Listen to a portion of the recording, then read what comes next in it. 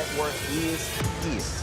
Oh, no punches! I'm real revolutionary right now. Support this man, Black Media. He makes sure that our stories are told. Thank you for being the voice of Black America, Roland. Stay black. I love y'all. All momentum we have now, we have to keep this going. The video looks phenomenal. See, there's a difference between Black Star Network and Black-owned media and something like CNN. You can't be Black-owned media and be scared. It's time to be smart. Bring your eyeballs home. You dig?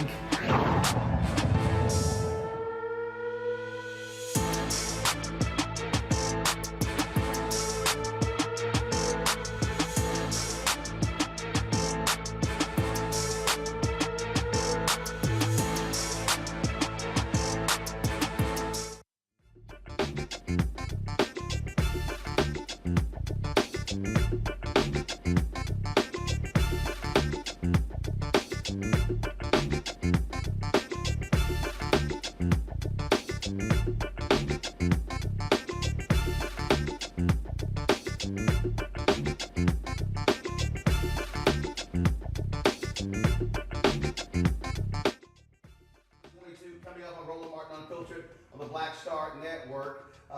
Mason, Tennessee, they got help from the NAACP in Tennessee. They have now settled the Tennessee Comptroller. We'll tell you the latest out of Tennessee. Karine Jean-Pierre, she replaces Jen Psaki, becoming the first Black woman to serve as White House press secretary.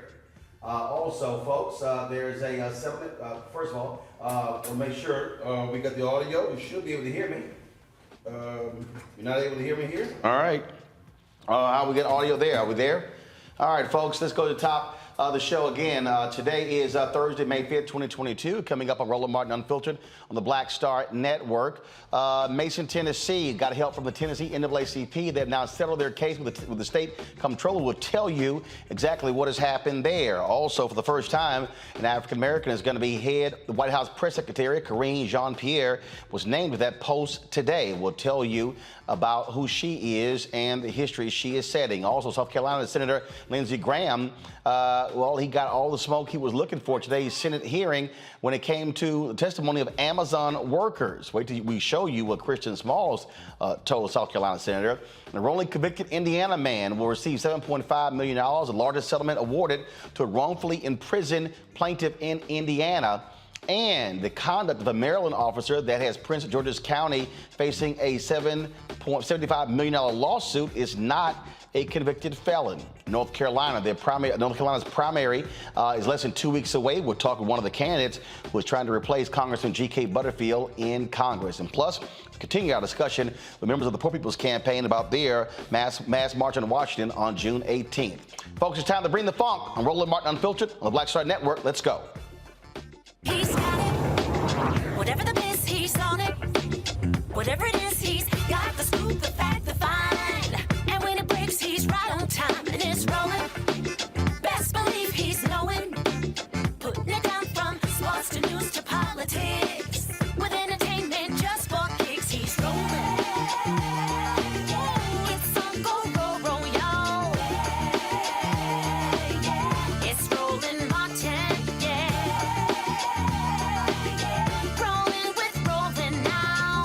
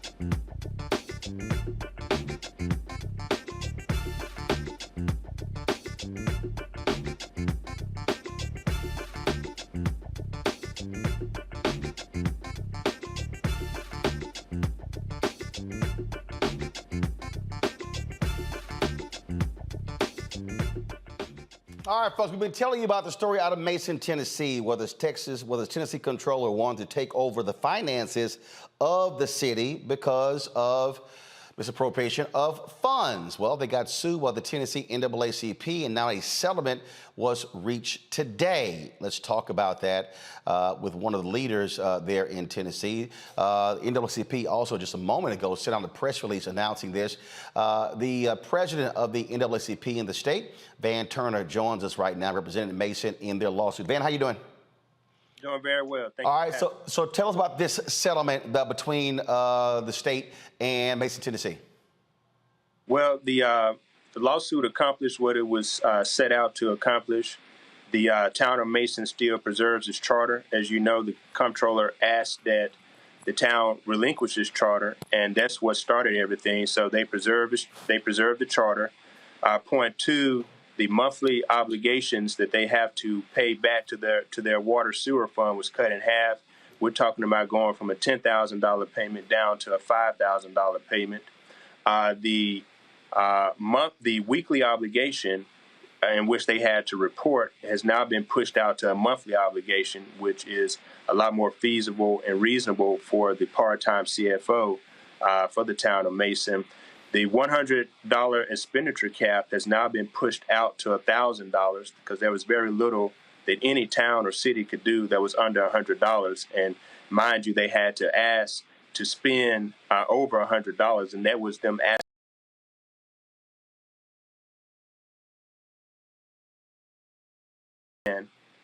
which we felt was punitive, has now been reduced down to a 2-year plan has now been reduced down to a 4-month plan. So all of this will end as far as the corrective action measures. All of this will end on August 31, 2022. So we counted as a victory for the town of Mason, and we were happy that we were able to represent them in this matter. How have city officials responded to this news? They are elated. What we are doing on Monday is having a town hall meeting at the town of Mason that will take place at approximately 6:30. We will be in attendance to support the town. Mayor Gooden and Vice Mayor Rivers are very happy with the settlement. I think the town is happy, and this allows the town to be in place for all the opportunities that the Ford Motor Company project will yield. And that, of course, was the most important thing, because it was the economic impact this plan is going to bring and how Mason is going to benefit. That's absolutely correct. So this is a $6 billion project for the Ford electric vehicles that's really coming to really 4 or 5 miles away from Mason. Mason is a key player as far as the economic development of this West Tennessee area. And so what is of importance is that they're going to have to run a pipeline from the Ford Motor Company to the Mississippi River to treat their water. As I stated before, for any project of this magnitude to take place, you have to bring in the good water and you have to take out the bad water. And the town of Mason had a very valuable sewer treatment permit. And so they are big players because of this permit that they hold, as far as what's going to happen with the development of the Ford Motor project, as well as the development that will take place around the town of Mason and in these other areas. Contractors are moving in, real estate developers are moving in. They're looking at developing the land, and they're going to need the water treatment to be successful in their developments, and that's why Mason is so critical to what's about to take place there. All right, then. Well, look, this is certainly good news, and we certainly appreciate the work the Tennessee NAACP has been doing to ensure Mason gets justice and isn't screwed by the state of Tennessee. Thank you very much. Thanks for reporting on this story. I appreciate it. Thanks a bunch. I was going to bring him on my panel, Dr. Larry Walker, Assistant Professor, University of Central Florida, Dr. Greg Carr, Department of Afro-American Studies, Howard University, and Crystal Knight is a Democratic strategist. Greg, I'll start with you. Look, we've been covering this from day one. This is why all the people, I love hearing people who say, oh, you know what, I don't see what the NAACP is doing. Well, this is an example of why supporting civil rights organizations organizations matters because Mason could not afford to fight the comptroller. They didn't have the resources. And so by having the Tennessee branch of the NAACP step in, that's what allowed them to be able to take the state to court to reach this settlement. That's absolutely right, Roland. And again, everybody, please, you hear Roland say this over and over again. You say you can't be black media and be scared. You've got to support independent media. You've been covering this all along. This week, everybody's shocked to see the Supreme Court draft opinion in the abortion case. Well, guess what? That's what courts do. And the brother you just had on, who leads the NAACP there, was in court. They were in court in Davidson County, my hometown, Nashville, in Chancery Court. And I believe they scared the hell out of the Comptroller's office because they filed an equal protection claim. There are two white little schools, the towns, Jellicoe and Van Buren, who are 93 and 96% white, whose finances weren't in as bad shape as you've been covering now for a couple of months now, who were not taken over, who were given different deals. But, you know, the thing that I'm interested in now, and I think we all are interested in, will be to see how the town of Mason will benefit without being disadvantaged. I hope they're at the table, because one of the things finally that we see when you see these kind of takeovers often is that these little towns are put at risk. So if they've got to pump that water out, we got environmental racism concerns. We've seen this happen with highway construction through these little towns when they're taken over by the counties. And I got to believe that part of the reason they were trying to get their hands on Mason was so that they could run some of this stuff through there, and it would disadvantage the town, but it would benefit the county. So I guess we'll see what happens next. And Crystal, I talk a lot on this show about having strong black institutions. And when we have strong black institutions, then we're able to fund lawsuits, to be able to pay lawyers. We talk about it with black-owned media as well. And having that expertise is crucial to be able to assist, whether it's a Mason, Tennessee, whether it's a majority black school board, whether it's individual complainants. And so I'm always trying to get people to understand why, when we as African Americans support our institutions with our dollars, when we are demanding our fair share of resources, when it comes to corporations, when it comes to government, the result is that we are then able to fight back when we have situations like this. Absolutely. And I think just for some greater context as well, it's important to, share that Van is not only a lawyer and he's the president of the Memphis chapter of the NAACP, but he's also an elected official. And so he understands politics at its core. And so that's just another nuanced thing that he's able to bring to the table when he's going to fight on behalf of this city.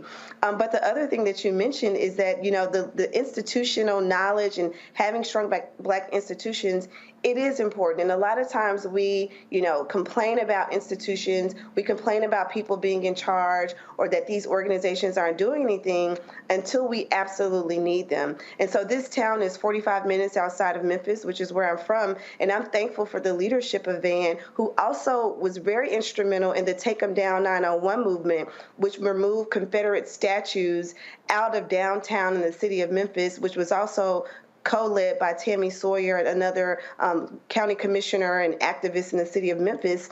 And so when we have our collective political power, legal power, and, grassroots power combined, that absolutely helps in instances like this. And I like what Dr. Carr stated, that, when Van and the NAACP showed up to represent this small town that was really being bullied by the Comptroller's office, that set the tone for where the conversation could go and what, the community needs. And one other thing that I wanted to add that he stated about just the environmental things that the city needs is hopefully there's a group in the city that's able to negotiate a community benefits agreement. What is something that Mason can receive on behalf of this forward project that will absolutely benefit the residents of the community, that will absolutely be a long-term project where this major corporation isn't just coming in and, using resources that are, located in the city, but what are things that they can partner with? Is there a local school? Is there a project? Is there a community center or a park or anything that's tangible that people can say, because this project has come to this city, our community has benefited from it, and we have a better X or Y because of that. And so that's another thing that without that kind of leadership, people don't know what to ask for. And so I'm really just thankful that this is at least heading in the right direction, and hopefully the outcome will be great. Larry. So congratulations to the folks at Mason. We covered this a few weeks ago and talked about this in great detail, Roland. So first, I want to give you a shout out because you talked about the importance, and Dr. Carr talked about this, the importance of Black media, because I don't remember really seeing this story anywhere else. And if you hadn't covered this story, the result that we've seen now may not have occurred. So this is, once again, the importance of your platform and speaking the truth when it comes to issues that impact the Black community. One of the things I was pleased to see in this agreement is that there was an end date, because that's one of the things that I worried about, that this would go on for years and years and they would be watching the town like with a microscope. But the fact that it has an end date, I think this is really great. Once again, congratulations to NAACP and all their work and efforts and all the grassroots folks. But once again, it shows the power of the Black community galvanizing around an issue. And listen, we have to take what happened at Mason and this, I guess you can say, certainly a win. And we have to continue to use this when it comes to other issues throughout the country in which states or even the federal government are trying to force Black folks, particularly Black communities, to do things they shouldn't have to do, particularly when it comes to relinquished power. But once again, I was pleased to see this outcome. But I want to also say, Roland, that we need to keep a close eye on this situation because we can, this kind of could be a bait and switch, right? So we see this agreement, we turn our heads, and the next thing we know, the state, once again, is coming after the folks at Mason. So I would say that we need to continue to watch this issue over the next several weeks, several months, and several years. So I often talk about Dr. King's book, Where Do We Go From Here, Chaos or Community? And one of the things that he said in that particular book, there were 4 institutions that were positioned to liberate Black people. He said the Negro Church, the Negro Press, Negro fraternities and sororities, and Negro professional organizations. That's what he said. And he said all of our institutions have never fully committed themselves to Black liberation. But what he said about about the Negro Press, Greg, he said specifically, he said, do not fall back towards the conservative, maintain a position of militancy. And there were a lot of people who were tweeting about Mason, Tennessee. There are people who were tweeting me saying, you should be talking about this here. And I'm like, you don't even watch the damn show. We are talking about it. We've had the vice mayor on the show multiple times. We had the NAACP state conference, the Memphis chapter on as well. And when people yesterday, when I was talking about the SWAC conference, people were like, man, why are you dogging the SWAC? I said, no, I'm not dogging the SWAC. What I want is I want strong Black institutions. I want strong HBCUs. I want strong conferences. The SWAC, the presidents, the MEAC announced today where they reaffirmed their commitment to 8 schools to maintain the MEAC conference.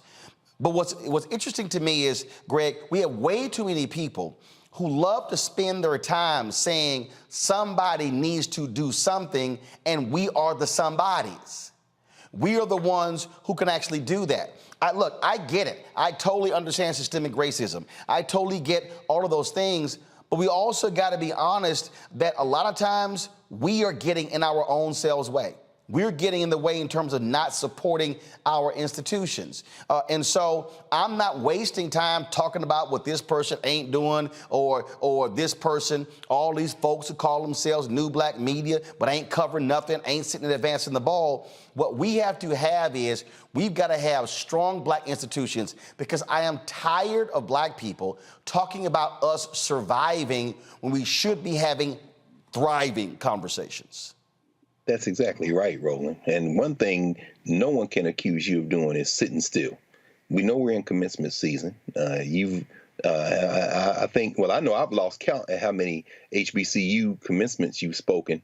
But you stress this over and over again. And, there's going to be a lot of bright-eyed young graduates walking across the stages across the country at our HBCUs. And I'm concerned, as somebody who is on a faculty at HBCU, that our institutions aren't doing enough to prepare these young people to understand that it isn't just about individual success. It is about that type of institutional strength that you're talking about. And when we talk about media particularly, we're looking at the New York Times, the LA Times, we're looking at the Washington Post, we're looking at investigative journalism taking hits, hit after hit after hit, newsrooms shrinking, budgets shrinking, crack reporters being driven off of payrolls and finding themselves trying to start blogs or start websites. Meanwhile, what you've been doing, not as a one-man gang, but virtually a one-man gang for a very long time, but as you got that support from the community and now have begun to gain momentum in getting those advertising dollars and pushing forward, you're bringing on staff, and you talk about this over and over again, to do investigative journalism. I think what we just heard with this case with Mason is essential. And Crystal, you're absolutely right. While these long-established institutions like the NAACP and like the institutions that Dr. King talks about, and where do we go from here, are always going to be important, it really is going to take grassroots action. Because we know if they conceded this, as you say, Doc, as you say, Dr. Walker, if they conceded this, they've already put into motion the plan to do what they were going to do anyway. It would have been easier to run a pipeline through the middle of Mason if the county was in control. But you better believe that Ford has already been in collusion with the state of Tennessee and everybody else to try to figure out how to get their agenda done. Now, who will stop that? Who will expose it? Who will give, in the words of Ida Wells, the light of truth? If not the black media, there will be no one.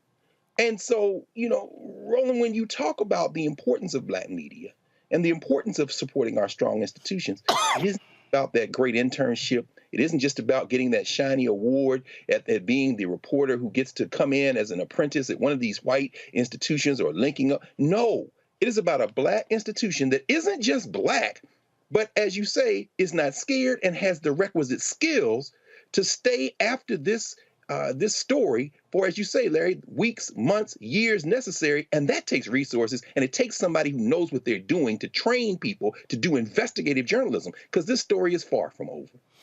It is far from over. And Crystal, this is not just about us covering the story, but again, it's also why when I listen to people and I hear it all the time, this group ain't doing this, not doing that. I remember when I was in Chicago, and people were often complaining about the South Side branch of the NAACP, and they sucked.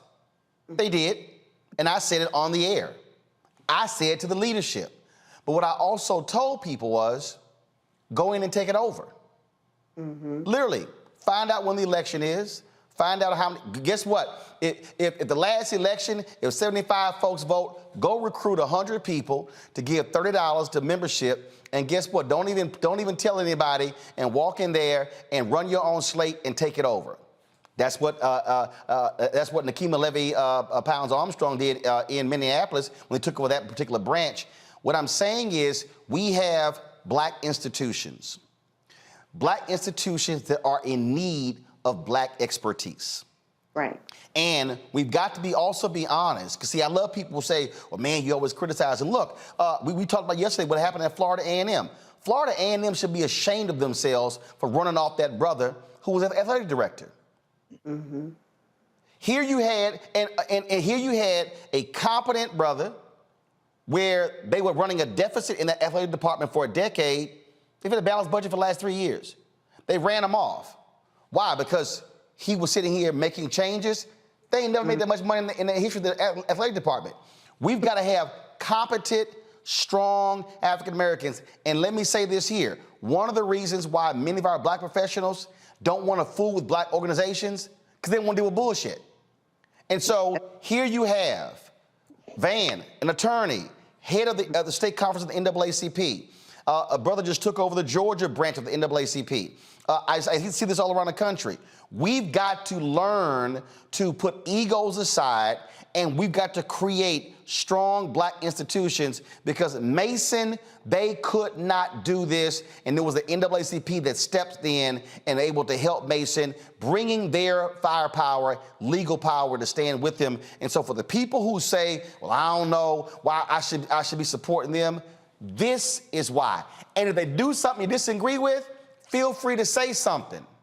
Right. No, I couldn't agree more with what you just stated. And one of the things that I loved, I always say this, I hear what you say, but I see what you do. And so a lot of people who complain about these longstanding institutions like the NAACP, like the Urban League, and like many of the others, they just complain, but they're not there putting in the work to actually make things better. We complain about, quote unquote, aging leadership or seasoned leadership, but the younger folks, these younger generations of people who have the time, the money, and the attention, they, sometimes we just don't spend the time dedicating our volunteer hours or the time that we could volunteer to make our communities better. And so when we go out and vote, that's great that everyone is exercising their right to vote, but what are you actively doing beyond the vote? What are you actively doing to make your community better? And being a part of a historic Black institution is an easy way. It's low-hanging fruit, as we say in politics,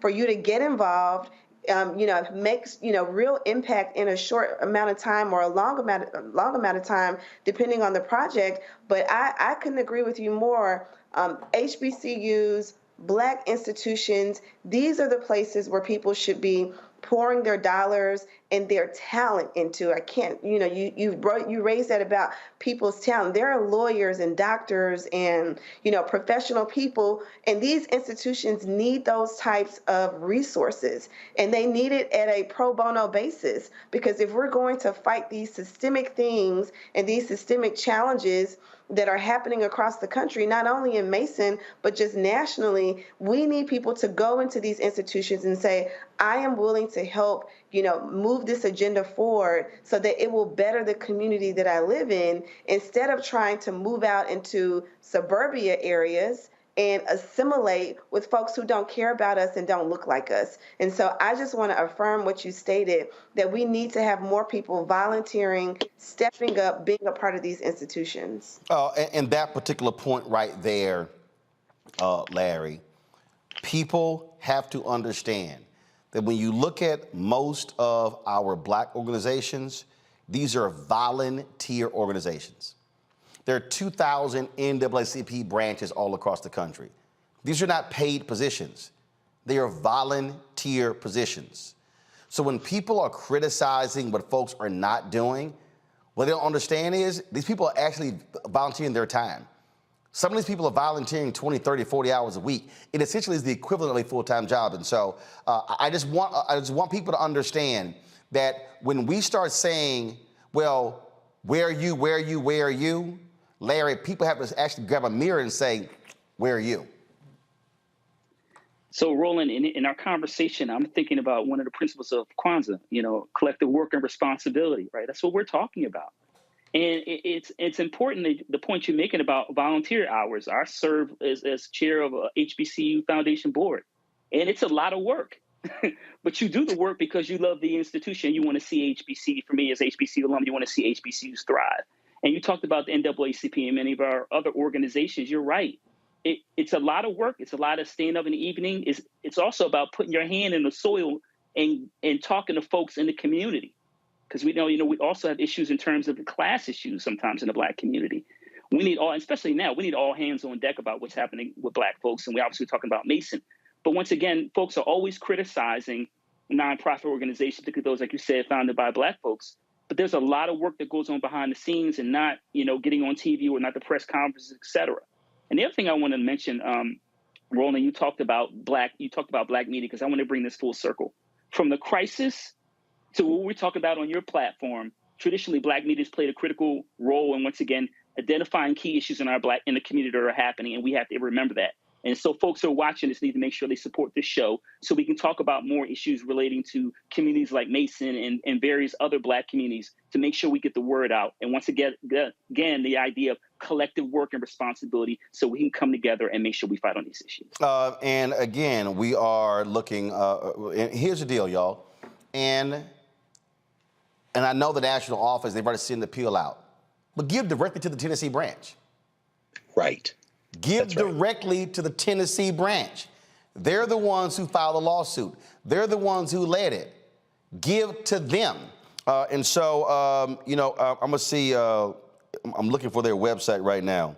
And again, folks, I want y'all to understand this, because this is also part of this thing. You know, just way too many of our folks, you know, we're expecting these folks to do all this work, and we expect them to do it for free. And so that's not how it works. Okay, so this is what I want you to do. Pull it up, please. I want y'all to go to, pull it up. I want y'all to go to TNNAACP.org. TNNAACP.org. You sit here and you see there are two banners. There's the Tennessee State Conference. There's the national headquarters. I want you to give to the Tennessee State Conference.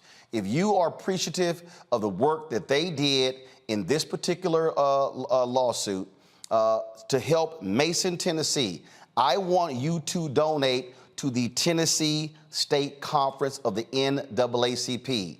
That's what I want you to do. And so again, the link is TNNAACP.org. TNNAACP.org. Support that branch. They were the ones who filed the lawsuit against Mason, Tennessee. Support them in what they did. That's how we're able to build a collective and build and grow stronger. All right, folks, got to go to a quick break. We come back. We're going to talk Poor People's Campaign, Karine Jean-Pierre becoming the first Black American to be White House press secretary, and other issues. You're watching Roland Martin Unfiltered on the Black Star Network. I'm Deborah Owens, America's Wealth Coach. And on the next Get Wealthy, we're talking cryptocurrency. Does it scare you? Does it confuse you? Well, Black Americans are investing in cryptocurrency more than anyone else. And on the next Get Wealthy, Professor Tanya Evans joins us to talk all things crypto. Crypto presents a really interesting opportunity for direct peer-to-peer access to the potential for extraordinary wealth. That's right here on Get Wealthy, only on Black Star Network. This week on The Black Table with me, Greg Carr, reparations. Is it finally time? Two of the country's foremost authorities on the subject will join me to try to answer that very question. A powerful installment of The Black Table with me, Greg Carr, right here, only on the Black Star Network. I'm Angie Stone. Hi, I'm Teresa Griffin. Oh, Roland. Hey, Roland, I am so disappointed that you are not here, first of all. Where's our dance? It's like we get a dance in every time I see you. And so now you're not here for me to dance with, sir. You and your ascot. I need it. I need that in my life right now. Okay, I love you, Roland. What's up? I'm Lance Gross, and you're watching Roland Martin Unfiltered.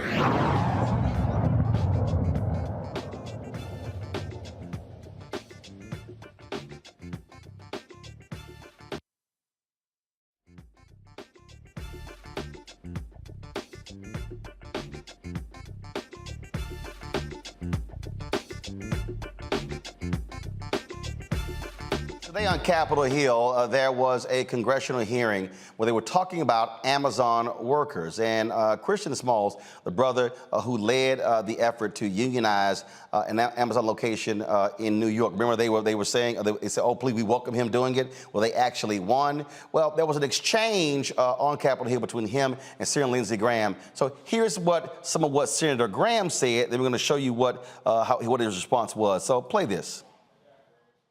This committee is taking a very dangerous turn under your leadership, to be honest with you.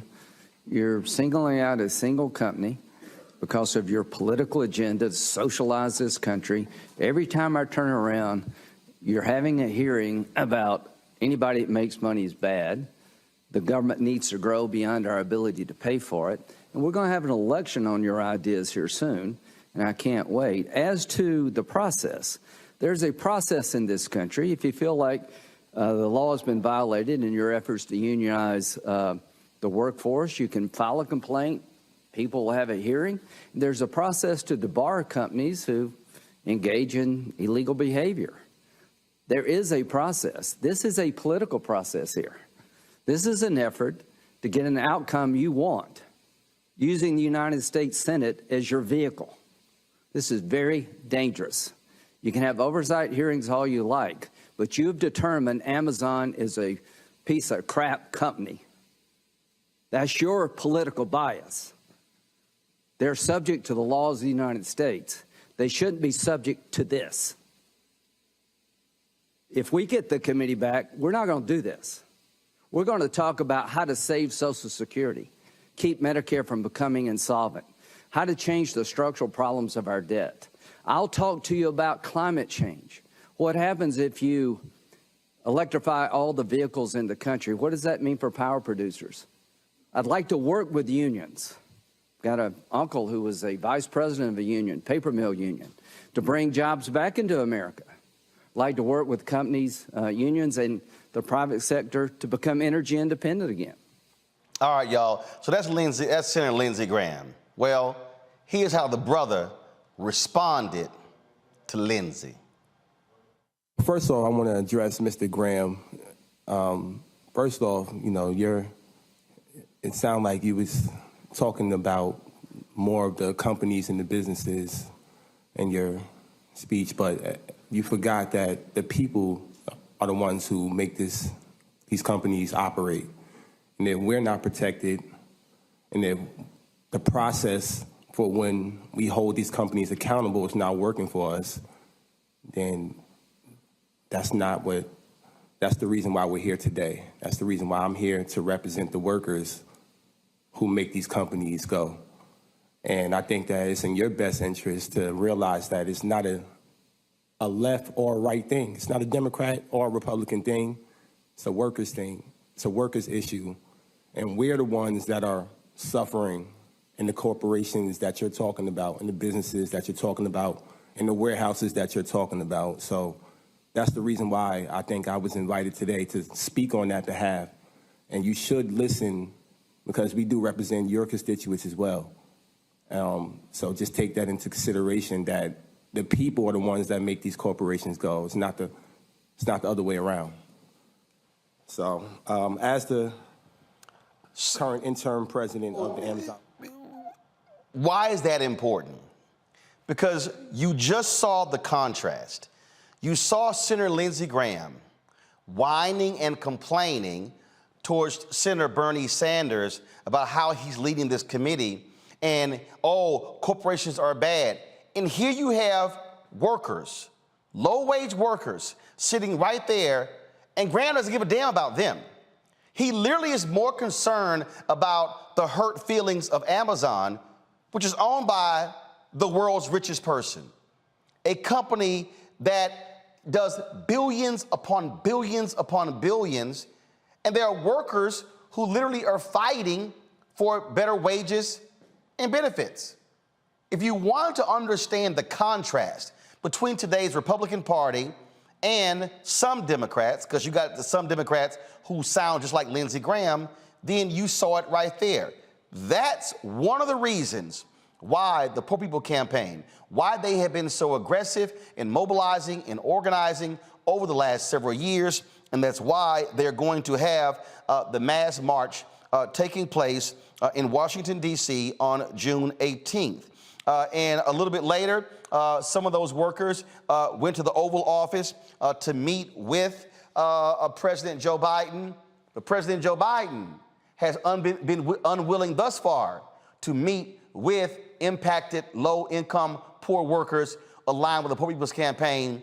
And the White House needs to do a hell of a lot better and stop being afraid to meet with poor people. If you can meet with CEOs, if you can meet with industry leaders, if you can meet with the military-industrial complex, well, you damn sure President Joe Biden, Vice President Kamala Harris can meet with poor people in the White House, in the Oval Office, discussing their issues. Joining us right now is Kelly Smith with the Poor People's Campaign out of New York. Kelly, glad to have you. I mean, that exchange right there, when I saw it, told me everything I need to know about the Republican Party and how they feel. They claim they are about the working class. And they literally have these white working class people in Ohio, in Pennsylvania, in Michigan, believing the BS of Donald Trump and the rest of them when all they're doing is literally driving the agenda of the Chamber of Commerce.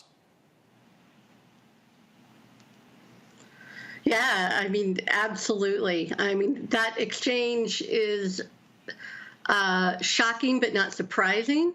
It's repetitive. It's what we see constantly from our elected officials, really on both sides of the aisle often. I was struck in particular that Senator Graham, had to immediately point out some relative that is a union worker, if that somehow validates him or gives him more authenticity, and yet he's not willing to meet with or talk to or listen, more importantly, to the workers right in front of him. And yet this is what we see time and time and time again from officials. They don't want to be confronted with the folks who can actually present the solutions to the problems, the people who are being impacted and know the solutions, and they don't want to meet with them because then they might have to change course on what they're doing. Absolutely. And again, when you're talking about 140 million low-income poor workers in this country, that is a constituency. And as we're seeing so many, the wealth increase, we're seeing the value and the worth of billionaires greatly increase, and we're seeing the bottom workers, we're seeing it decrease. I would think President Biden and Vice President Harris would be running to meet with the Poor People's Campaign, because that literally can turn the tide in the next election if you're addressing those workers and their issues.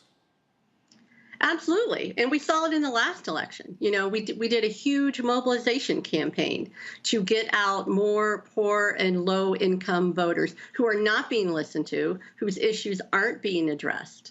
Again, as you so rightfully pointed out, that the 140 million of us, and we know those numbers are only growing. We know it's at least 43% of Americans. And small upticks in voting among that powerful group changes elections. And so you would think, if nothing for self-serving reasons, they would be wanting to reach out and talk to us and talk to folks. And yet there is just hesitancy across the board. We never hear poverty truly talked about. We bring people before their committees and before them all the time, and it is so hard to get them to truly listen to what we have to say and to what our people have to say. Indeed, I want to bring in my panel here, and Larry, I'll start with you, because when we're talking about what is happening, when we talk about the effort that's being put into place for June 18th, I mean, this is a rekindling, if you will, or picking up where Reverend Dr. Martin Luther King Jr. left off with the Poor People's Campaign in 1968. The whole point of that was to bring poor people to the nation's capital, to show political leaders, to put a face on it. And I know for a fact, again, look, I talked about frat brother Reverend Barber all the time, our alpha brother, and the White House has been wanting to meet with him individually, but not him and the workers. And he said, no, if you gonna meet with me, you gonna meet with the poor folks, because you're gonna have to look and listen to their stories. Yeah, Brother Barber is a man of the people. He's not worried about, just an opportunity to go to the White House and have a press conference and, see it on CNN and some other platforms and hear and cover it. And then that it's forgotten. And it's really important that, the chair of the New York State made a really important point about those who are not being listened to. And they're voters. We got an election coming up here in just a few months. And it's really important that we talk about issues related to poverty. And the problem in this society is that it's criminalized. And let's just be clear about that. we talk about, supporting those who are most in need, whether it comes to health care or child care or some of the other issues that are really important, folks don't want to talk about that. And it's really important that we keep the pressure on people. And, in June, I'll be there at the march because we need to make sure the voices of the voiceless are being heard. And, this is, once again, we see another situation in which, the federal government, particularly leaders at the White House, are ignoring the people who want to be voters. But, like my colleague said, they're not being listened to. And Roland, let's be clear, this is not new. This has been going on for generations in terms of not listening to the working class. The other thing is important in terms of these issues relating to Amazon and unions. Amazon is a union buster. They've been actively, since the company was started, trying to prevent Amazon workers from unionizing. This is a huge victory. And I'm from Philadelphia, which is a big union town, and I recognize how important this victory is. But the White House has to listen to the voices of those underserved, marginalized populations in our community. And also, like I said, they have to stop trying to play it safe and making sure they're inviting, not only just Brother Barber, but, the folks that he's working with throughout the country to bring these issues to the forefront. And the reality is, Kelly, I mean, look, low-income workers, they're American citizens. They're voters.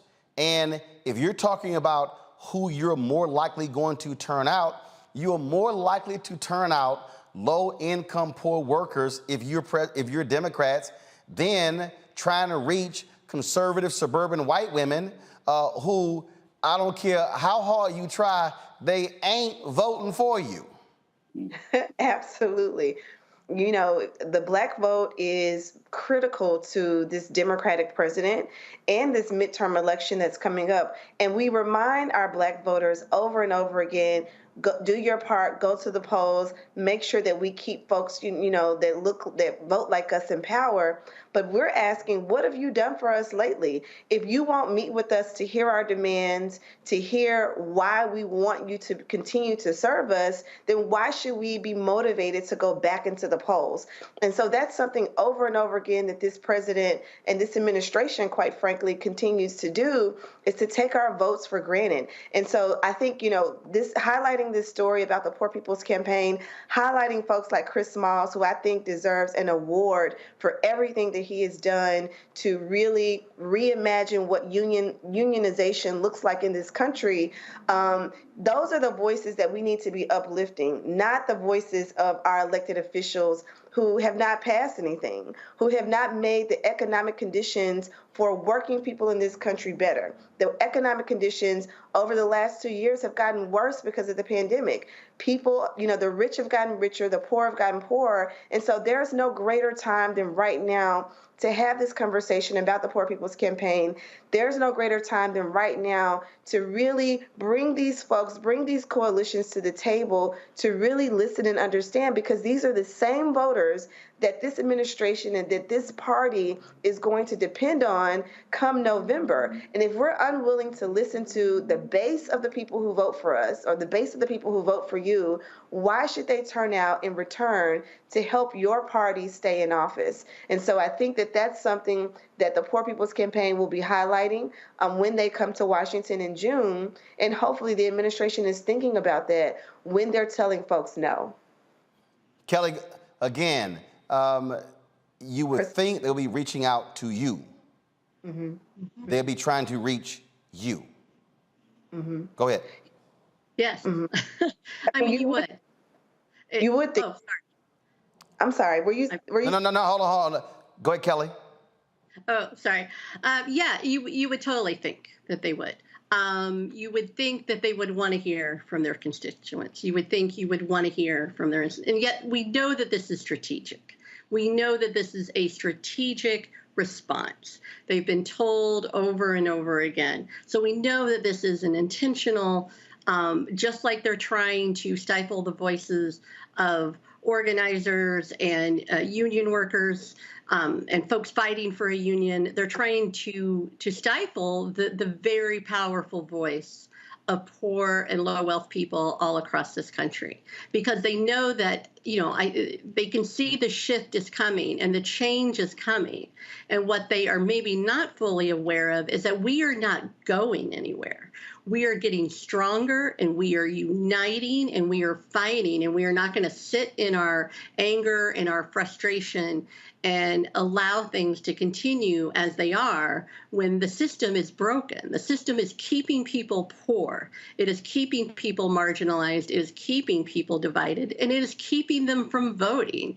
And we will be there in force in D.C. on June 18th. And this will be, just the beginning. This is not a day, it's a declaration. We will be saying that we are a force to be reckoned with, and you will listen to us, and we're not going anywhere. And the thing, Greg, for the people out there who are utterly confused, this is not a day of just having a march. No, this is literally an opportunity to speak to the issues, but serve really as the kickoff for the campaign from June going through November. Yes. And again, the importance of Black media in general and the importance of the Black Star Network and Roland Martin Unfiltered in particular. This has been a daily drumbeat of coverage that you've been providing in tandem with the Poor People's Campaign. And I was watching the question and answer the other night, and all the information we need is right here. W.B. Du Bois, when he was addressing the first SNCC, the student, the Southern Negro Youth Conference in South Carolina, back in the 30s, he gave a talk entitled "Behold the Land." And he said the future of Black folk is in the South. But that also extends to the future of poor folk. When we see this draft opinion that leaked, and the white nationalist party is now quiet as a church mouth because it was a little premature. I think they're worried about a potential event horizon. When we saw that, we know that the people who are going to be affected, the women that are going to be affected, are the poor. Are going to be Black and brown women, are going to be women without resources to be able to protect themselves and to even get basic health care. And we see all those forces converge in South Carolina. Little Lynn Graham is a wholly owned subsidiary of Home Depot and Pfizer and Amazon, who are among his big campaign donors in South Carolina. Over the last decade, we've seen South Carolina expand mightily into South Carolina with their distribution centers, huge tax breaks that the South Carolina legislature, controlled by the white nationalist party, has given them. And to see that brother today, Chris Smalls, in his fitted and grills, refer to Lynn Graham as Mr. and not Senator Graham, I like that kind of contempt, because that man should be held in contempt. And what we have to understand is that the Poor People's Campaign is extending the trajectory of Dr. King, who said over and over again that he was not a politician, that he was called to this work. And they were coming, as we know, and as you've talked about many times, Resurrection City, they were going to come here and stay. This wasn't a one-day event like 1963. They put a bullet in Dr. King, in part to try to slow that movement down. But out of what happened in 1968, we see strong unions. We see civil rights legislation. We see organization. And finally, and this is what I love listening even now, Sister Smith, Kelly, and listening over the nights that you've been covering this, Roland, the level of organization in this Poor People's Campaign is unmatched. I was looking at the bus schedule, the routes that are coming, the ride share buses that are coming from all over the country. And correct me if I'm wrong, I think that if you're going to get on one of those buses around the country, you got to get the best rate. And the rates are already low, but they say they go up after the 19th of May. So make sure you all get the seats. We're all going to meet here in Washington, and we're not going to go anywhere. The reason the poor are ignored in this country is because the people who think they can buy elections and break the back of the poor have bought the politicians who are under firm instructions to ignore them. But guess what? You get enough people together and you cannot be ignored. Kelly, final comment. Oh, I'm just so grateful for all the things that are being shared here. No, it is absolutely true. We are well organized. We are continuing to organize. We are mobilizing. We are across all sectors, all communities. These are so many of us have been called to this movement. It is not just an action or something that we do, but it is a true calling. And we will be coming out in force across every line of intended division. We will be breaking down those lines of division, and we will be organizing together. And it is going to be a mighty, beautiful day in D.C., but it will be a declaration of our force. And then, as organizers, as we've been saying, and then the work really begins on the 19th. So we just want folks to come out and to join us and to contact their state campaigns. And we have a strong, strong, strong campaign in New York. And we just welcome everyone to join us. Kelly, we surely appreciate it. Thanks a bunch. Keep the fight up. Thank you. All right, Thanks folks, don't forget to support us in what we do. Download the Black Star Network app on all available platforms: Apple phone, Android phone, Apple TV, Android TV, Roku, Amazon Fire TV, Xbox One, Samsung Smart TV, and of course, support our Bring the Funk fan club. Every dollar you give goes to support this show. So if you have a check or money order, send to P.O. Box 57196, Washington, D.C. 20037-0196. Cash App is $RM Unfiltered. PayPal is R Martin Unfiltered. Venmo is RM Unfiltered. We got 2 Zelle emails, roland@rolandsmartin.com, roland@rolandmartinunfiltered.com. We'll be right back. When I first moved to LA, me and Joe lived together, right? And that was a big blessing because I didn't have to worry about paying rent. You know, out here struggling, doing my thing, and that was a big, big help. And then when I moved out, I think that's when I saw the division because I think Joe felt like I didn't need him anymore. And it wasn't that. It was like, I'm a grown-ass man, 2 grown-ass men. But actually, that is true. You don't need him anymore. Right. When you grow up, first of all, when you grow up, it's like, hey, you help, and this time you get your ass out of the house and go do your own thing. Right. He didn't want me to move out, but I'm like, you know what? At the time when I moved out, I mean, what? Were you paying a light bill? I wasn't paying anything, and I said, you know what? I need this responsibility. It's going to make me work harder at my career if I know I got rent to pay, I got bills to pay. I was paying a cell phone bill. That was it. No, but Joe was treating me like a little butler, because I'm telling you, I was like Benson. I'm telling you, man. Please fetch me some water. He was using some Jedi mind tricks. Yo, man, you still make them good grilled cheese sandwiches you made when you were little? No, you don't. Next thing I'm at the stove. Flipped it. And then it dawned on me, he tricked me again. Got me again.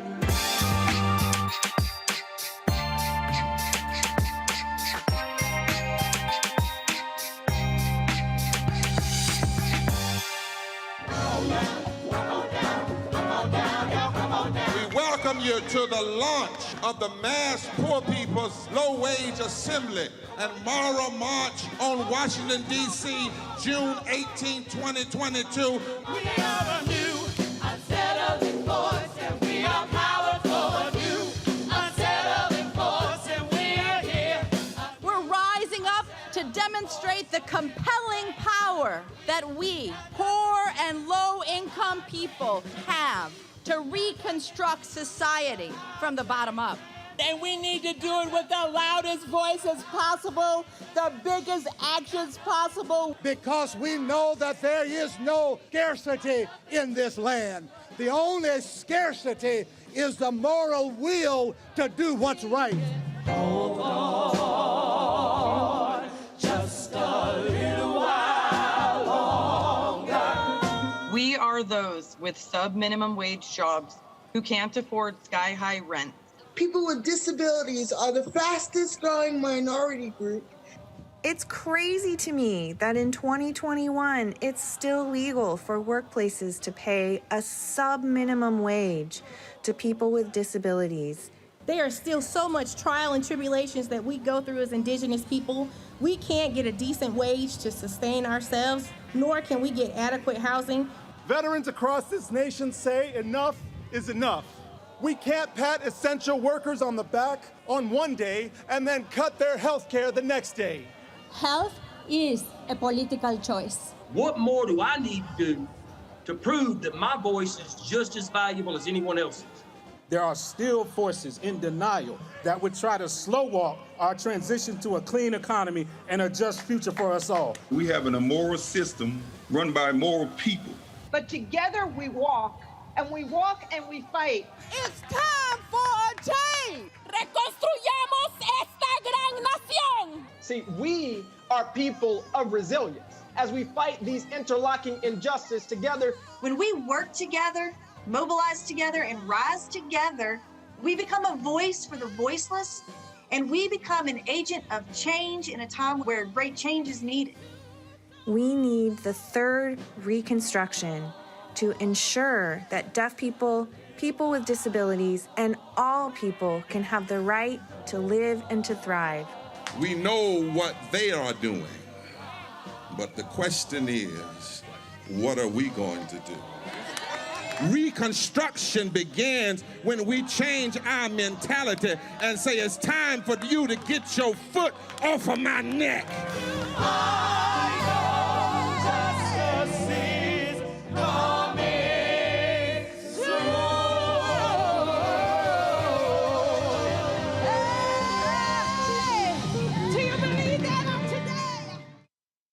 Hi, I'm Vivian Green. Hey everybody, this is your man Fred Hammond, and you're watching Roland Martin, my man, Unfiltered.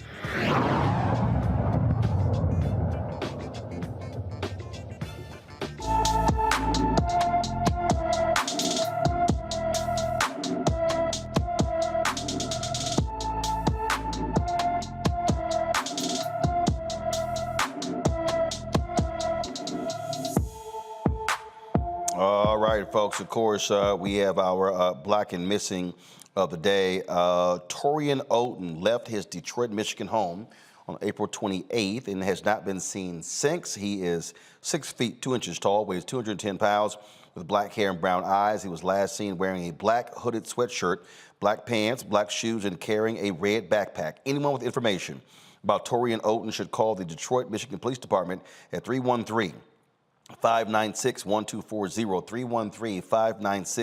313-596-1240.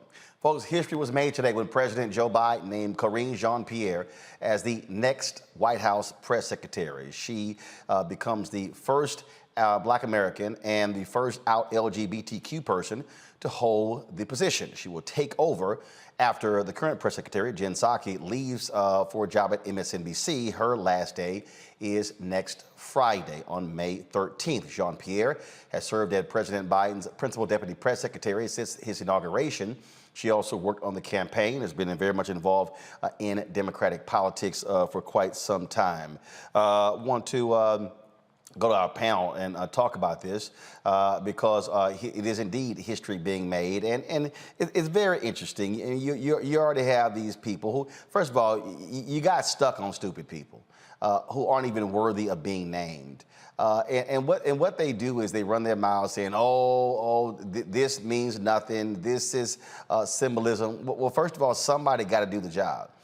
So somebody's going to do the job. And so to act as if we should not celebrate the reality of a Black American getting this job. Karine Jean-Pierre, of course, is of Haitian descent as well. And so to have one of us standing at that podium speaking to the country is critically important. Let's go to our panel. Your thoughts? Well, I'll jump off that first one. It's critically important, right? And President Biden talked a lot about, during this campaign and the things that he would do. And so one of them, obviously, is seeing a Black woman out in the forefront every day, speaking to the press. This is going to be critically important. One of the things I think when we talk about, make sure we continue to support her throughout this process, is keep an eye out for those in the right, those right wingers that, without a doubt, are going to be criticizing her for whatever reasons over this throughout the president's term. We know that's coming, but I think, like I said, particularly the folks that I know that are of Haitian American descent, they're extremely excited about this, as they should, and I'm looking forward to it. And like I said, we just have to make sure we continue to support her when she has to deal with a lot of the nonsense from some of the other platforms we don't have to name. You already know. But this is is really important. And like you said, Roland, the folks who are stuck on stupid or suggesting this kind of just some symbolic thing. This is the spokesperson for the President of the United States. And I know as a former congressional staffer, this is a big deal. So to see, and for all the Black girls out there who aspire to do great things, as they get older, when they see her on television, it's gonna be really important. Just like when Black women see VP Harris, this is important. It's not just symbolic. This is a person who's essentially the voice for the President of the United States. So congratulations, and I look forward to supporting her throughout the tenure. So, Crystal, when President Obama was in the White House, I wrote a column shortly thereafter criticizing the lack of Black people in his press office. And I got a call from Valerie Jarrett, And she said, just left the Oval Office, and the president is not happy. I said, what's the problem? She's like, well, Robert Gibbs came in, waving your article, and he said that attack on his press office is an attack on him. And I said, no, come back. Go back to 7. No, boxes. Leave it like it was, please. So here's what I find to be interesting, Crystal. So they called me up talking about it. And I said, well, didn't I tell y'all it was going to be a problem? Before y'all got in the White House, if the White House press secretary office looked as white as it was in the campaign, yeah, so why y'all calling me? Didn't I not tell y'all I was going to say something? Yes. So why y'all mad because I said something? Well, what should we do? I said, go hire some black people. Now, I get a phone call from Corey Elons. And I knew what his job was. He was over black media. And I'll never forget, I was at my townhouse in Chicago. And I said, he called, I said, stop. First of all, I know why you calling, but you're gonna listen. You can put on your little notepad, we talked, but you're gonna listen. I said, Corey, do you know why I wrote that column? I said, because see, you're gonna be stuck in the director of African-American media position if somebody like me doesn't say anything. I said, but see, I also wrote the column not because of the current job. It's the job you're gonna get after you leave the White House. Right. See, for everybody who's watching, I just need y'all to understand, Robert Gibbs, when he left the White House, he became the global communications director for McDonald's. That means that he was responsible for the entire team. When you look at the other press secretaries, they've left, and I forgot one of them who was with Obama. I think Jay Carney. He may have gone to run the communications team at Uber. I mean, we can go on and on and on. Everybody listen to me, listen to how I think. When you are seen to be deputy press secretary or White House press secretary, it's the job you get after where you can literally change the face of a company's communications apparatus. Folk leave that job and they become executive vice presidents. They run multinational corporations. So when you say, well, it's not that really important, this is how you also break the glass ceiling in corporate America, because you transition from a position of power to a position of power. Absolutely. When you leave the White House, where you're not even making $200,000, you then are going in, you're going to go. So Karine is going to go from this position, no matter how long she has it, to a major position in corporate America, where she then will be making significant dollars, stock options, be able to hire other people doing the exact same thing. So for all the fools out there who are simply saying, oh, this is just symbolism, that tells me you know nothing about power. That tells me you've never sat at the table of power and you have no idea how power works. Crystal. I, agree with you, Roland, because, one of the things that we love to talk about when it's, a white person in the position is how great of a job they do and how, they've broken major milestones. But when it's a black person, we automatically diminish the role. Well, it's not that important. It's not that big of a deal. Why is this administration focusing on another black woman, even talking about Ketanji Brown Jackson. But what people don't realize is that when you have a black person that is in a position like this, not only is it representation, right? It's aspirational for people like me and other black women in this country who may only dream about working in a White House, being the spokesperson for a president of the free world. But also, she will help shape the narrative wherever she goes after the White House. And that's what's really important. And you brought that up when you're talking about, Robert Gibbs and others who've gone on to these major corporations, because we've seen corporations make really bad mistakes as it relates to marketing for Black people in this country. We've seen them have terrible campaigns, quite frankly, as it relates to Black people and brown people in this country. And so I'm excited about her being in this position, because you're right, it is about right now, because it's important that we have a person of color, a Black woman, representing, being the voice of this administration in this moment in time. But wherever she goes next, she will literally be able to shape that narrative. And that is really, really important when we're thinking about, as consumers, how we spend our money, what we hear and see and feel in products, in companies. If we know that someone Black is there shaping the narrative, making sure that other Black creators and influencers and people who are in decision-making positions come in to spend their dollars, that means there will be other glass ceilings that can be broken because she has been in that position. And so I agree that people should not diminish the significance of this moment and what it means right now, because we don't know who she's elevating beneath her. She could be elevating another Black woman. She could be elevating a Black male. And I hope that she's thinking about just her own, the weight of what she's doing while she's in this role and the doors that she's able to open up for others. But absolutely, when you talk about the post-job experience and going into corporate America, it becomes really critical when we think about everything that we see and hear on TV and in radio and in media. If there is a Black person helping to shape that narrative, how many more of our stories can get told from a lens that is, obstructive and not just a white lens. The white lens in America is literally imprinted all across everything that we do. And so when we have the opportunity to have a Black person in charge, making those decisions, those final decisions, then that becomes really critical and important to the country. See, Greg, the thing that also jumps out, and I said Robert Gibbs left. Y'all, go to my next screen, please. Jay Carney, leader of global communications for Amazon.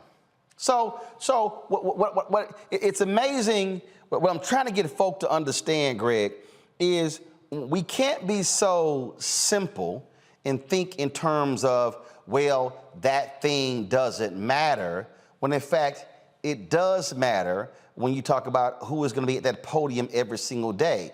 What I also hope, and trust me, is not like she does not hear from me. She does. She gets text messages from me. I would also hope that Karine, being in the job, is going to actually bring the work of the Department of Justice Civil Rights Division to the podium, be able to speak to some other issues out there. Because also, she's now in the room. She's now communicating directly with the president before she goes out. And we always talk about having a seat at the table. Oftentimes, we're on the outside. This is also what happens when you're actually at the table. She is the last voice. His voice will be the last one, because when she communicates, she's literally speaking for the President of the United States. That's absolutely right. She is speaking for the President of the United States of America. And we have to remember that. To the world. And that is exactly right. But this is the thing we have to remember. One of the most difficult things I think we faced in the last 50 years or so has been an increasing confusion over the nature of representation and collective progress for our people. We all know that the President of the United States and presidential administrations obsess over disciplined messaging. And Sister Jean-Pierre, congratulations. I think she's the second Black woman to stand behind that podium. If I'm not mistaken, the first one was Judy Smith in George H.W. Bush's administration in 1991. Judy Smith didn't speak for Judy Smith, and Karine Jean-Pierre does not speak for Karine Jean-Pierre. They speak for an administration, so it can matter. It should matter. But will it matter? That is an open question. And of course, your relationship with her goes back far, and you know this better than any of us, who she calls on in the room, who she allows to have information, even as the White House press pool lobbies and jockeys. We need to see if it's going to matter Black folk who are not just Black, but who are messaging, who are asking questions, who are getting information to our people, advanced. And she certainly wasn't alone in the White House. This time last year, the New York Times was reporting, for example, that she was being prepared as a possible replacement. Well, is it a replacement when MSNBC is basically a revolving door for Democratic administrations? Because Jen Psaki's headed over there and Karine Jean-Pierre came from there here. But Simone Sanders was there. They were saying, well, maybe Simone Sanders. Ned Price at the State Department was potentially mentioned. But Karine Jean-Pierre has outlasted them all. That is indeed an achievement. But here's where I think we have to always remember. The Biden administration must be pushed. And if Karine Jean-Pierre gets up in the morning and says, boy, I wish I could say this, she's going to be limited by what that administration sends her out there to say. And that administration will only be pushed if we push it. So a lot of her potential success is going to be directly connected to what we do outside of elected people and politicians to press this administration to do some things on our behalf that they, up until now, have proven either unwilling or incapable to do. And that includes messaging, by the way, Roland, which you keep telling them over and over again. Oh, absolutely. And again, I mean, you got the usual fools out there. Oh, she ain't one of us. She's Haitian American. First of all, y'all fools don't even realize that when Obama was in there was a guy named Patrick Gaspard, who was the political director, Haitian American. See, he was sitting here advocating for issues, and your dumb ass didn't even realize it. See, that's why I keep trying to tell people, y'all gotta watch some stupid people who some of y'all follow, because they know nothing about politics, and all they do is just bump their gums and literally are leading y'all astray because they know nothing. And so we absolutely celebrate Karine getting the top job of the White House press secretary. Look forward to her doing some great things in that position. But remember, y'all, it's not always the job you have today. It's the one you're going to have next week. So you got to be thinking broader and playing chess. Some of y'all can't even play. Hell, y'all can't even play marbles. When we come back, we'll talk to a sister who's running for Congress to represent North Carolina. That's next on Roland Martin Unfiltered right here on the Black Star Network. So do me a favor and think for 1 second about your mother. What comes to mind? Probably too many things to comprehend right now. Our moms, whether they're with us or not, are still probably the most impactful person in our lives.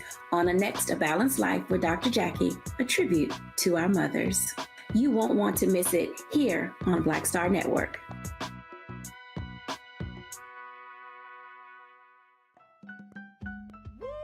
We're all impacted by the culture, whether we know it or not. From politics to music and entertainment, it's a huge part of our lives, and we're going to talk about it every day right here on The Culture with me, Faraji Muhammad, only on the Black Star Network.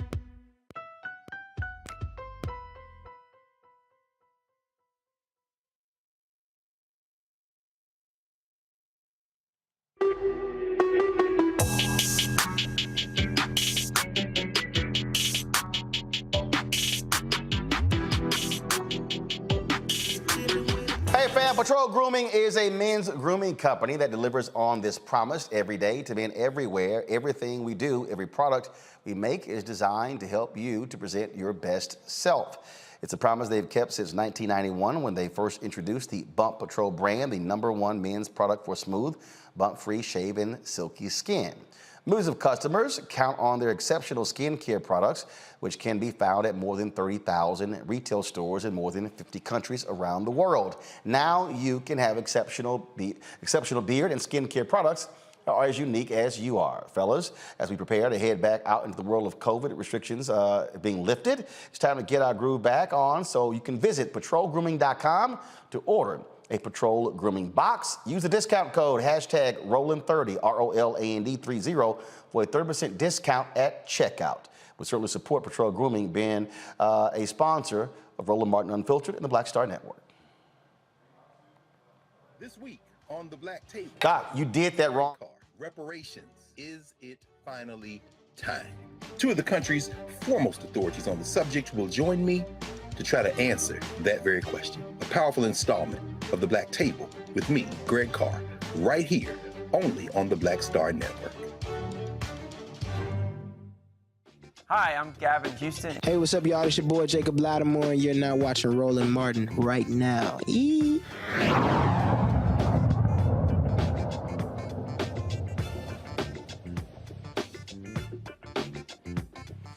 All right, folks, Republicans have been doing all they can to stop Democrats from getting elected to Congress. They tried to rig the congressional districts in North Carolina, but was stopped by the courts.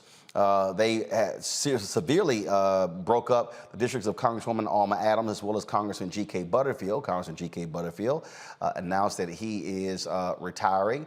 And so one of the folks who wants to head to Congress when the polls open on May 17th in North Carolina for their primaries is my next guest, Erica Smith. She's a former state senator, and she is running against current state senator Don Davis for this position. Both are vying again to be on the Democratic ticket for the 2nd Congressional District in North Carolina. Glad to have you here, Erica. Now, you initially were going to run for United States Senate, but then when Butterfield announced his decision, you shifted. Why? I shifted because it's so important that we understand that North Carolina is one of the states that's ground zero. I endorsed my former fellow contestant in that race, former North Carolina Supreme Court Justice Sherry Beasley. We know that there are no Black women currently serving in the U.S. Senate. And two of the reasons why I shifted is because, first and foremost, we need to have a strong Black woman representing in the U.S. Senate. And so I'm certainly tipping my hat off to her. Secondly, when Congressman Butterfield announced that he would be retiring upon the release of the gerrymandered districts, I knew that this was a district that I love, and this district needed somebody to step up, someone to step up who could win, someone who had a demonstrated record of beating every Republican and outperforming Democrats in this rigged congressional district.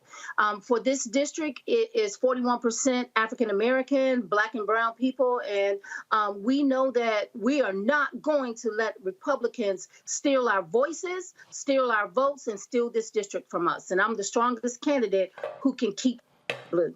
One of the issues that has come up in the last couple of days, obviously it's gotten heightened, is you going after your opponent for his position on Roe v. Wade. Absolutely. Roland, reproductive health care is on the ballot in North Carolina's 1st Congressional District.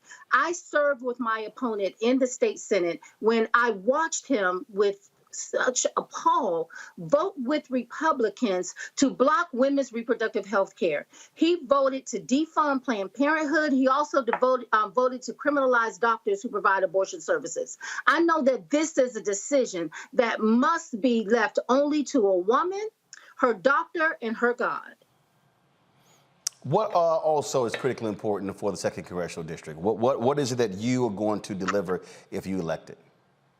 I'm running on a rural New Deal. Historically, this district has been one of the most impoverished in the country. And because of my skills as an engineer, I understand re-engineering policies to make them work just as well in our rural centers as they do in our urban centers. I represented 11 of the 19 counties in the 1st Congressional District. Every last county that I represented under my tenure for 3 terms in the state Senate became less economically distressed because of the historic appropriations, investments, making sure that small businesses could grow and thrive, running on universal broadband, universal health care, making sure that we have clean air and clean water. This is a district that is a birthplace of the environmental justice movement. This is the congressional district that was first represented by Congresswoman Eva Clayton, the first Black woman to serve this since Reconstruction. And she is supporting me in this campaign. She's voting for me in this campaign because she knows I am the best on the issues. Another critical issue is that my opponent voted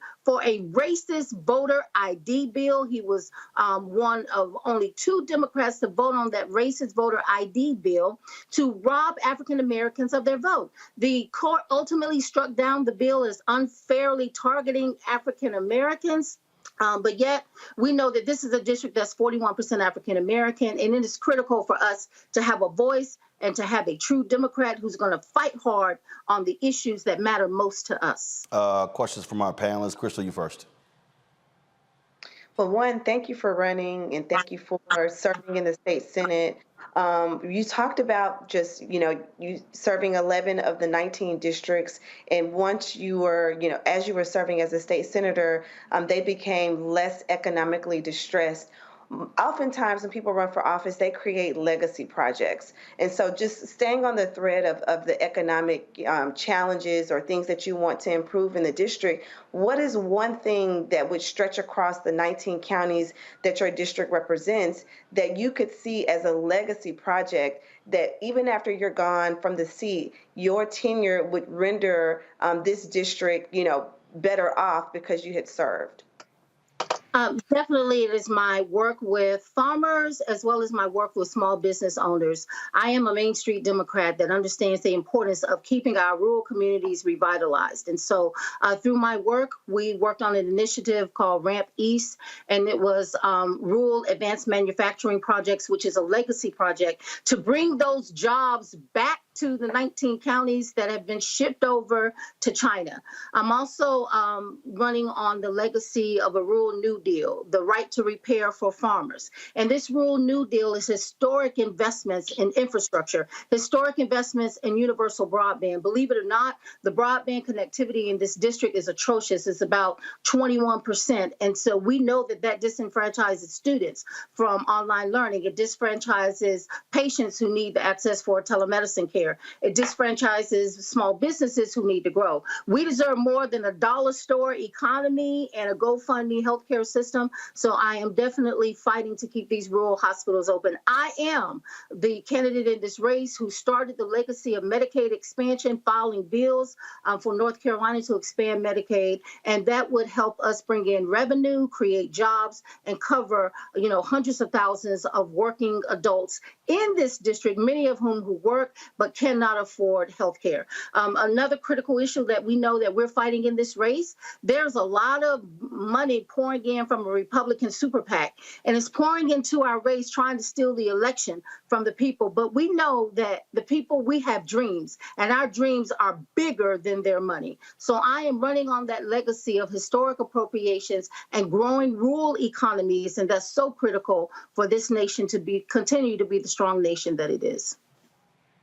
Larry. Yeah, so you talked about you represented many, in terms of many people who are already currently in the district. Can you talk a little bit? You talked about how your policy positions differentiate from your colleague, and obviously we've had this week the issues relating to Roe v. Wade. Can you talk specifically about how when you're out campaigning, how you plan on talking about that issue in terms of your position when it comes to Roe v. Wade compared to your colleague who you're running against?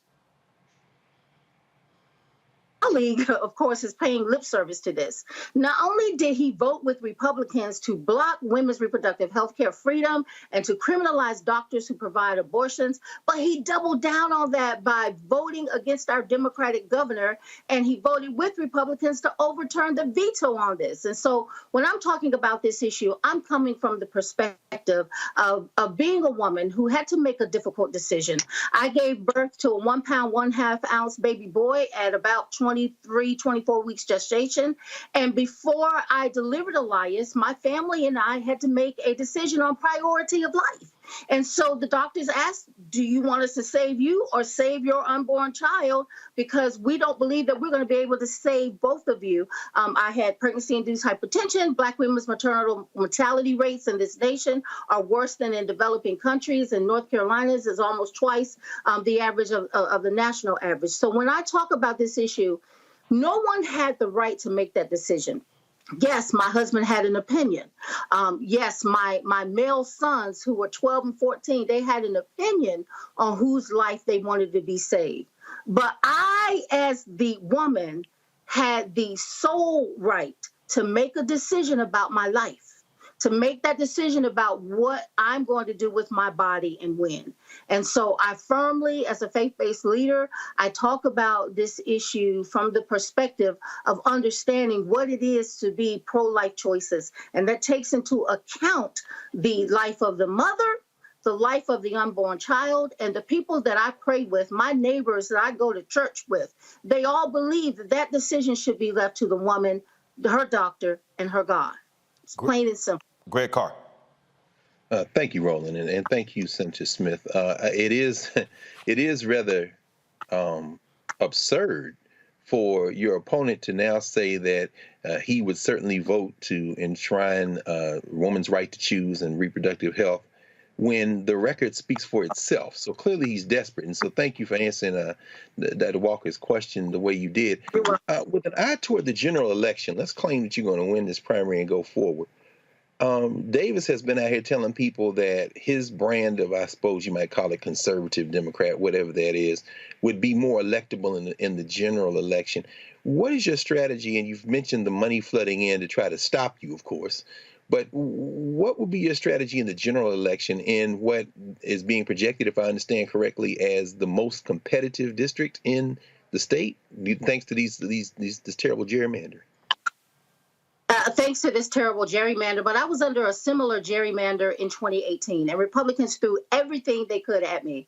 I am the only Democrat in this race who has defeated every Republican on the ballot, and that is because I have spent 20 years building a broad working class coalition with my strong relationship with farmers, my strong relationship with people of color in this district, with indigenous people. So that's what I know will get me through the general election, as it has done every time. When you run on the economic populism, understanding what can be done for rural investments to make this an area that our children don't have to just, be able to grow up in, but they go off to college, they get a degree, and they can't even come back because there are no jobs. And so it has been that strong record of delivering historic appropriations, more appropriations than any other Democratic senator for their district. And with this rural district, this was the only rural district that Governor Roy Cooper won in 2016 when he was elected. And that is because this is a district that has been well organized, and we have brought communities together on economic development, on delivering jobs, on health care, keeping our rural hospitals open, expanding Medicaid, because there is a lot of support on all sides for expanding Medicaid in this rural district to save our rural hospitals and create jobs. So that is the path for victory to us. I've never lost a general election, and I don't plan to start now. I am the only Democrat, and that's what internal polls are showing, that has the best chance of winning in November. Do we want to send to Congress another obstructionist? I mean, we need to ask ourselves these questions. I am so tired of us, supporting these Democrats that get to Washington, D.C., and they block Biden's agenda. Senator Joe Manchin, or, in this case, it will be Don Davis. He stood against our Democratic governor more than any other Democrat in this state. And with the critical issue of Roe v. Wade and women's reproductive freedom, we cannot allow the election of the most anti-choice Democrat in the entire General Assembly. All right, then. Erica Smith, we certainly appreciate it. Thank you so very much for joining us here in Roland Martin Unfiltered. Thank you for having me. All right, thank you so very much. All right, folks, our final item here, as I was coming into the office today, a lot of folks have been commenting on social media, various reports that YouTube star, social media influencer, Kevin Samuels had passed away. We've made phone calls to the Fulton, he lives in Atlanta now. We made phone calls to the Fulton County Medical Examiner's Office.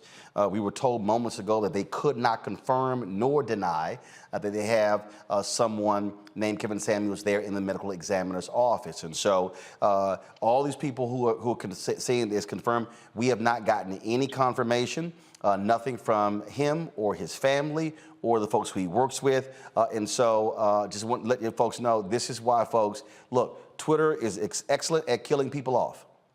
Okay, we saw before people that they say somebody has passed away, somebody is cheating on somebody has gotten fired.